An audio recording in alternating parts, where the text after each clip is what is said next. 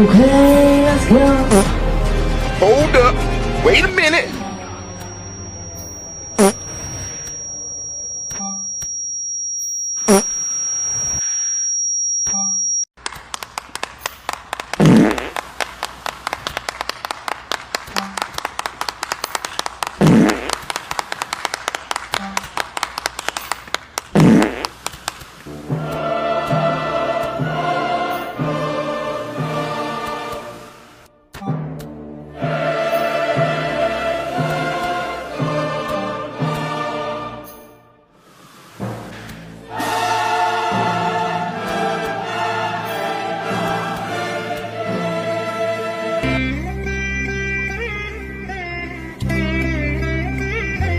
Shut your fucking mouth!